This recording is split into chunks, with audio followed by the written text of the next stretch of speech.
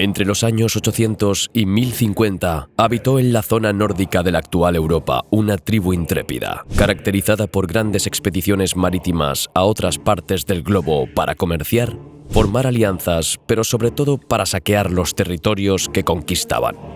Esta tribu no es otra que los vikingos. Hoy vamos a hablar de los detalles más escabrosos en torno a esta legendaria población, sus castigos y torturas. Quédate hasta el final, prometo que te dejarán boquiabierto.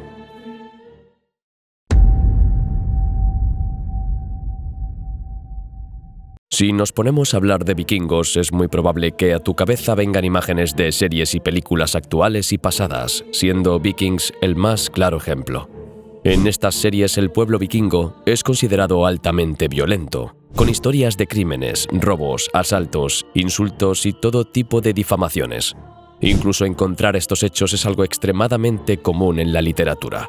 Pero, ¿qué tan real es este contenido en relación a lo que ocurrió en la zona nórdica hace 1500 años? Los vikingos eran temerarios por naturaleza, ya que su actitud valiente y fatalista los empujaba a asumir enormes riesgos.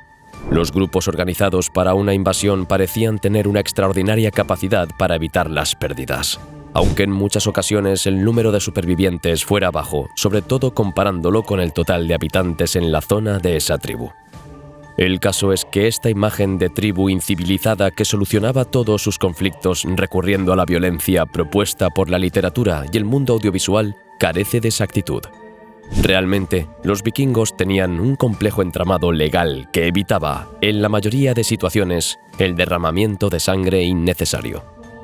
Las primeras leyes escandinavas datan de 950, aunque es complicado discernir si fue anterior o posterior, y la veracidad de ciertos textos, ya que la mayoría de ellos fueron escritos luego de la época puramente vikinga por cristianos, desde su punto de vista. Sin embargo, es interesante remarcar que poseían incluso una asamblea de gobierno, el Thing. Este órgano de justicia era vital para resolver problemas de toda índole. En el Thing únicamente tenían voto todos los hombres libres mayores de edad que vivían en el territorio que englobaba. Es interesante que en los Thing no se ejercía poder ejecutivo, por lo cual sí podían llegar a sentenciar a una persona, pero el castigo posterior no estaba a cargo de ellos, sino del ganador del juicio, quien era el responsable de hacer cumplir la pena para el condenado. ¿Quieres conocer algunos de los castigos que hacían cumplir los vikingos? Mira. Multas. Pese a tener en mente una sociedad tremendamente violenta, lo cierto es que la mayoría de los delitos u ofensas se saldaban con una multa. Este pago se conocía como wergeld, que significa algo así como el precio de un hombre, y variaba según el rango de la persona afectada. En esta escala el rey tenía un valor 150 veces mayor que el de un hombre libre, y más de 2 veces el de un príncipe heredero.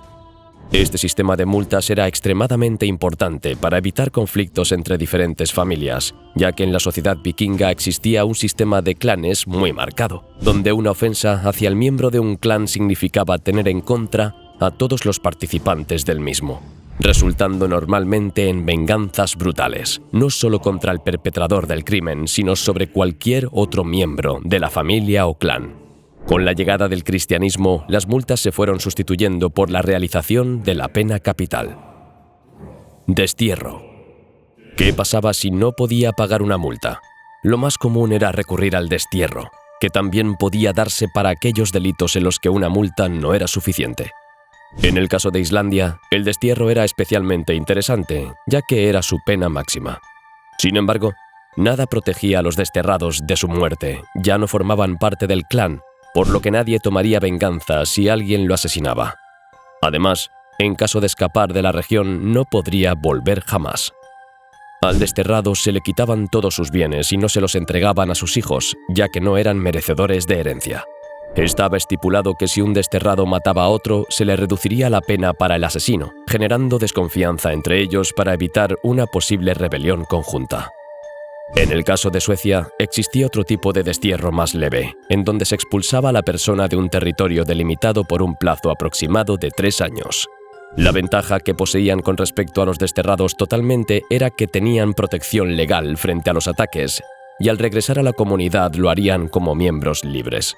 Este tipo de destierros se utilizaba mayoritariamente contra delitos menores.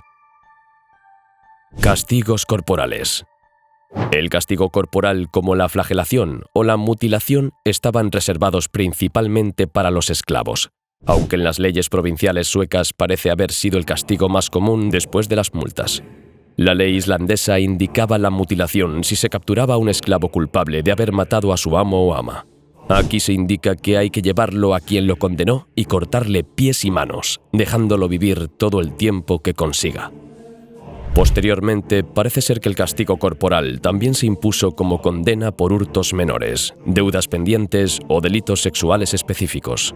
Entre estos castigos, uno extremadamente cruel es denominado ordalía. Este castigo perteneció a la última etapa vikinga, cuando los pueblos se estaban convirtiendo al cristianismo. La ordalía consistía en someter al prisionero a una exposición dolorosa al calor.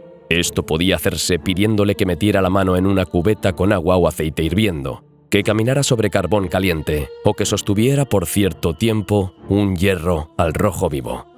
Se mencionan otros castigos tales como un apedreamiento masivo, el cual podía ser la muerte o no para el acusado. En caso de vivir, sería perdonado. Pena capital.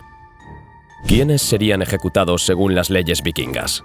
Bueno, es complicado saberlo con exactitud ya que, como mencionamos, los textos fueron escritos en época cristiana, por lo que ciertos fragmentos pueden ser agregados de forma tal que los vikingos queden mal parados.